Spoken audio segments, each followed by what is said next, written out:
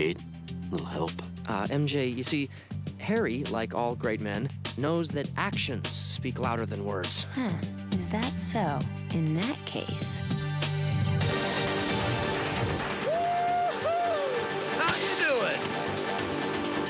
Hey, at least let me enjoy it for a minute. Well, Spider-Man has evolved in many different ways. See, originally I started writing him 1,000,000 years ago, but since then, I can't even count how many other writers have written the stories, how many other artists have drawn them. Now, as you can imagine, every time a new writer takes over the series, he will put his imprimatur on it. He'll give it his style. The artist will always give it their style. So over the years, he's changed slightly, but he's never deviated from the basic concept that he has to be a realistic, believable, empathetic, heroic character. When we knew we were doing Spider-Man as a CG animated show, we were so excited because there were so many opportunities artistically to do something that had never been done before. Adu's enthusiasm is very infectious. He has believed 1,000% in this project and has said from the very beginning, you guys aren't going to believe how it's going to look. And it's just fantastic, and we've done this, and the technology is unbelievable. And, you know, as an actor, you nod and you go, all right, can't wait to see it. I'm not going back to the gulag. Don't worry, I've got other plans.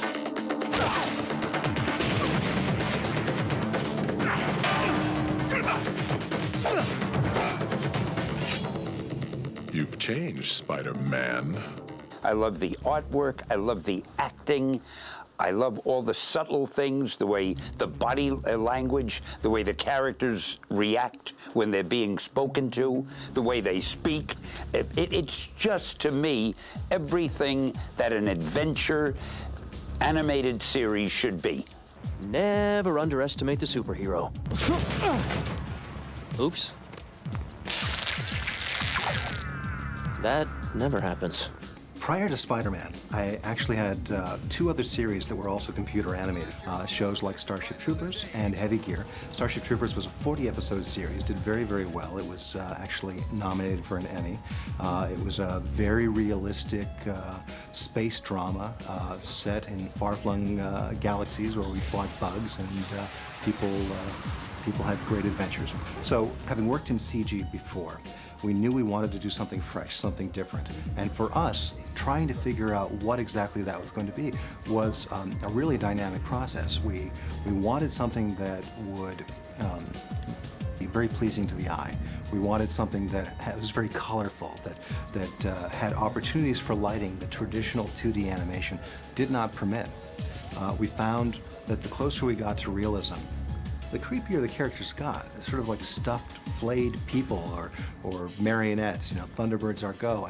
And the closer we got to perfecting it, the more off it felt. So it was a very natural choice to say, let's go somewhere else. Let's make a choice that's very graphic.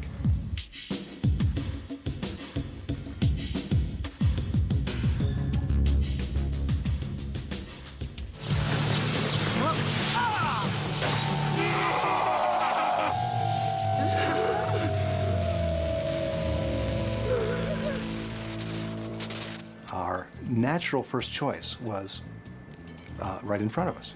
We've been looking at comic books, John Romita Jr.'s work, John Romita Sr., McFarlane.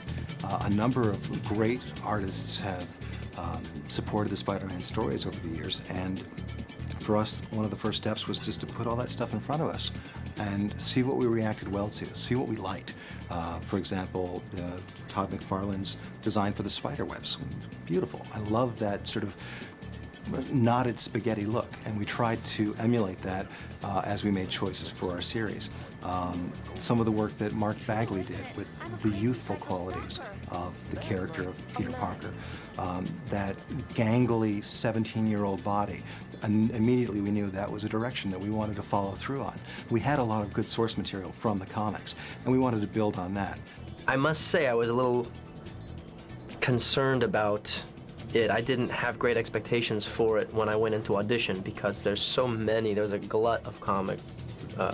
cartoons on TV, and most of them just aren't that interesting. They're kind of two-dimensional. They're sort of cheaply produced, and so, you know, I auditioned because it's a job, but I had no idea that the technical elements would be of such a high level. People have done versions of our characters that weren't too true to the original comic book perception of the characters. And one of the reasons was because we had no control. We just sort of gave it to somebody who bought the license fee.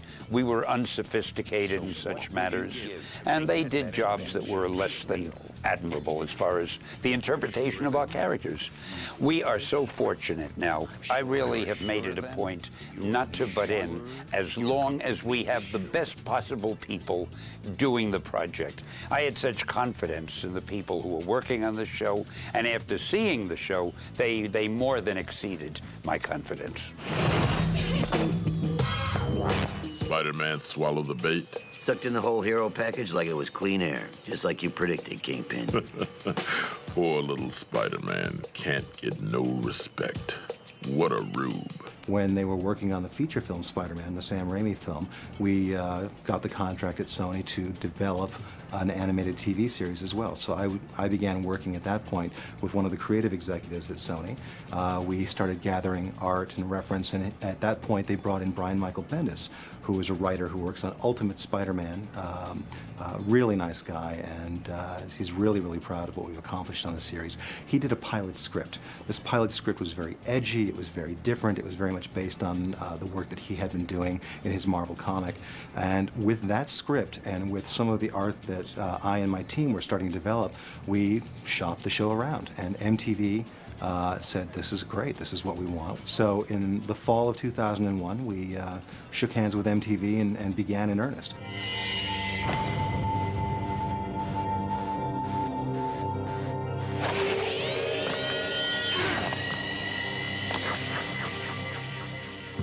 Looking a little too good there, Peter.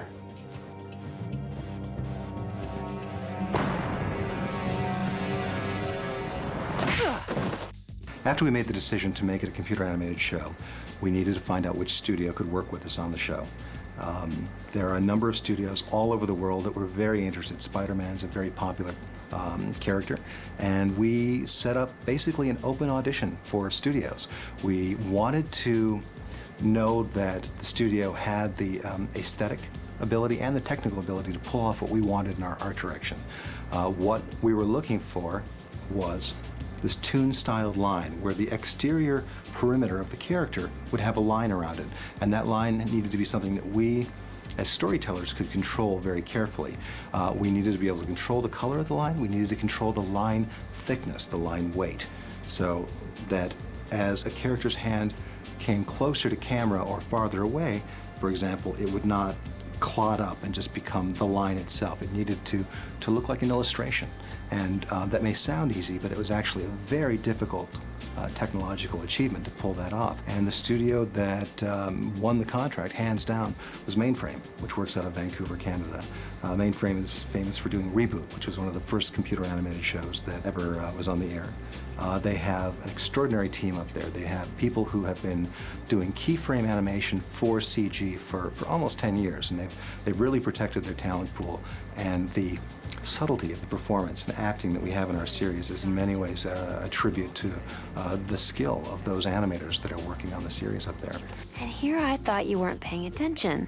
No, I pay plenty of attention. You do? So simultaneous to working with Mainframe on initial technological research and development issues, we started working on scripts and stories. We started to develop premises that were acceptable to our client MTV, as well as to Marvel, as well as to Sony.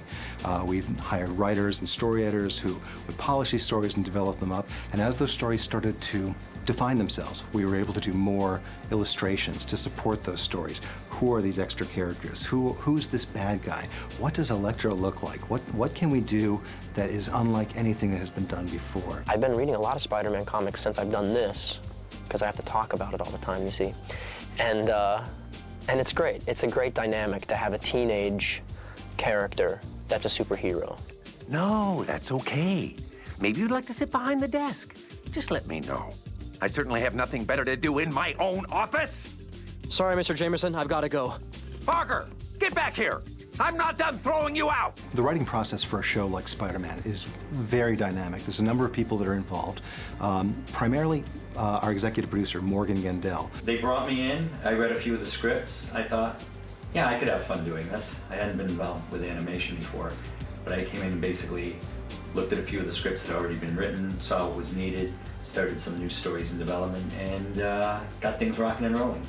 Morgan has this extraordinary experience in television. He'd come off of shows like Law and Order, Nash Bridges, VIP, and he'd actually never done animation before. So for him, it was like a kid in a candy store. Oh, you mean I can do that? You know, I can actually have them fly through the buildings and, you know, crash through windows and so forth. This expanded his capacity as a storyteller. So he was thrilled. He had a lot of energy from the very beginning. One of the first things they said to me was, if you can do it in live action, then don't bother doing it in animation. Meaning, we do things a lot, different isn't quite the word, but you can bend reality a little more than in live action. You don't have to adhere to some of the rules you do in live action. He would participate with us at not only as a writer, but also he would come to the recordings, and he would join me later in the process to sit through and flip through storyboards and offer constructive comments on how to direct the shows and how to craft the storytelling. The great thing today, both with Audu, the way he runs things, and using the internet, I would get probably about 15 emails every day with JPEG files showing me rough sketches. Here's 10 rough sketches of possible gadgets. And then I say, well, I like these couple. And they come back, here they are refined. And here they are colors. Every step of the way, I really had input. I mean, it's not to take away anything from the creative people who do the creative job, but I at least could make sure when I thought of the story idea, or in conjunction with the writers, when we thought of stories and beat them out into outlines and wrote them as scripts, is this what we were picturing to tell that story? MJ, deep down inside me, I'm afraid there's a big, boring nothing. I don't know what else I can tell you, except for the coolest secret stuff about me, which I can never share with you. Like this. We also had to cast. We had to find voice actors who could bring our characters to life. We had over 200 actors audition for the key roles in our pilot episode. There were people from television, from film, from with extraordinary experience, and they were all very excited about the project, and very tough choice. I did a couple episodes of the Justice League and other series, and I thought it's just a great discipline to use just your vocal inflection to try and make a character work. And so I've been auditioning for all sorts of stuff, done a lot of books on tape, Beverly Cleary's books I do, Henry Huggins and all those, and as Spider-Man came around, I auditioned for it and ended up getting it. I didn't even expect to get it, but it worked out real well. Who are you, and what have you done with Harry Osborn? If you keep acting like a jerk, I'm not gonna let you meet her tomorrow night. I thought I'd make dinner for the four of us. You? Cook? Yeah. Well, as in preparing food for human consumption by means of heat? Just shut up and be ready at 7. Neil Patrick Harris is so much fun to work with. He really knew who this character was, and he doesn't need much direction. He'll just sort of reach into himself and he'll give it to you right on the first take. So then you use the computer, you bring up Jane Perkins' face, you bring up Silver Sable's face, you merge the two, boom. Jane Perkins is Silver Sable. Jane Perkins is Silver Sable. But if she's been masquerading as the mayor's aide, she'd have had plenty of chances to kill him. She's after someone else. Neil, thank you. You've been wonderful today. You were really terrific. Really? I thought that I totally screwed up that college dorm scene. You'd never know. I didn't think you'd show. I mean, it meant so much to me, and then I thought, why was I obsessing over whether or not you saw me? Lisa has this extraordinary subtlety to her performance of MJ that I'm just really a big fan of. It was a very important role to cast. We needed to make sure we had somebody that had extraordinary capacity to control their instrument, in this case their voice, to create performances that would break your heart or thrill you. And at the same time, we needed a voice that was unique. We needed something that was unlike the voices you would typically hear in a television series, especially an animated series. And Lisa, being a singer, has this very personal quality to her voice, and there's no one else quite like her. Petey, I don't care if you go out with Indy. How'd you know it's her? It's written all over your face. I-N-D-Y. Hey, I broke up with you too. How come you never write on my face? One of the great challenges to being a voice actor for animation is being in the moment. And the challenge is that you're really in a room with microphones in front of you, often other actors around you, a music stand in front of you with pages of script, and sometimes they're not the same pages that you received the night before and you actually studied and rehearsed. You're basically kind of reading live off of the page, but you've got to be able to imagine that you are falling off the side of a building, that you are swinging through the city, that you are about to be kissed by a man in a spandex suit who's dangling upside down from the side of a building. And that requires a lot of imagination. And then that translation process to actually make it live through your voice. It's a rare talent. Hey, guys. Hey, MJ. Wow, is that Harry Osborn awake before 6 p.m.? Yeah, what's up with that? Sigma party tonight. You there? There's a party? Yeah, I'm there. You? Oh, yeah, I'm definitely party deprived. There's a party? So then we have a radio play. This is the tool that allows the storyboard artist to proceed with creating a visual performance that's sometimes up to 2,000 to 2,500 panels that basically defines what the film will be. Anytime there's a change, anytime there's a transition in story, somebody moves, somebody reaches, picks something up, somebody speaks, somebody has a change in their motivation in a performance, it has to be drawn. It has to be created as a blueprint that the animators can then follow faithfully. Harry's bedroom and Peter's very small junior bedroom usually takes about 100 to 120 man days to create a storyboard. We then scan it into the computer and we create what's called an animatic, which is a black and white 2D video of what the whole cartoon will look like when it's finished. And at that point, the animators at Mainframe will take 2 to 3 weeks to kind of work in a very small group of 2 or 3 to sort of rough out the show. Then when they're ready, a larger animation team becomes available to them. Suddenly 10 to 12 people are working for them to take their rough animation and expand it out and give it life and to really kind of breathe a human side into it. There's always room for improvement. This is where we have faith that the people who follow us in our storytelling understand the big picture. They understand our goals for the tone and the mood for the piece. And often you'll find the animators are adding small moments, a blink, a lift of an eyebrow, that are so honest and they're so real that it blows you away when you get the footage back. As thrilling as it is to see the action and the movement of the characters, it's even more thrilling to me to see the way these characters emote.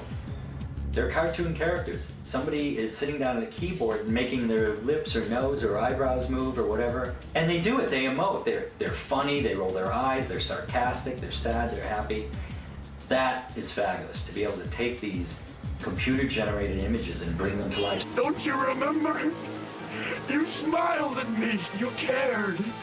No one ever cared before. No, it's not like you think.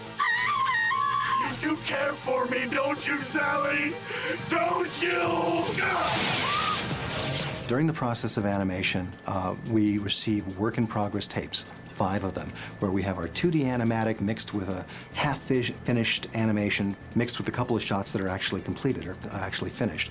And then we will give notes on those as we go and kind of steer the process. So the animation team at Mainframe would have 3 weeks for initial production and an additional 10 weeks for animation. When the animation is finished, it's then delivered back to Sony, where we will do an additional edit. We'll cut about a minute out of it by pulling a frame here, a frame there. What we'll often do is we'll go into other episodes, other shows. We'll pull establishing shots, reaction shots of characters. One of the cool things about the process is because it's in the computer, because it's digital, we're actually able to separate Peter Parker, or Spider-Man, from the background, and so we can take the character level off, put it on a different background, and it looks like an entirely different scene.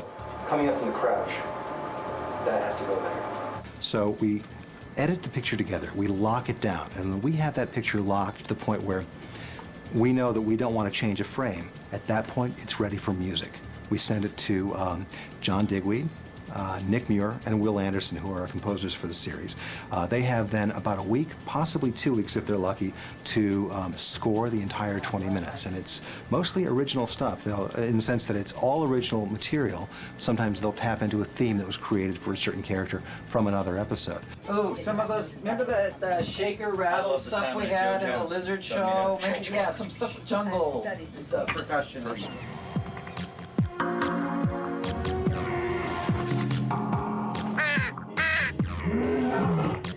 Odd hobby. So we have a locked picture, we have a score that matches it, we have also sound design, and we have Foley, and we have dialogue.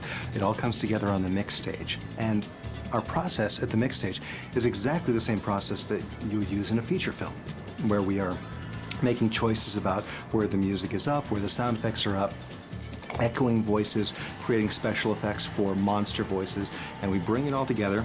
We kind of put it all to bed. At that point, we then format the show, where we kind of put it into final form, pass it over to the network, and it'll be on the air very soon. It's a very exciting process.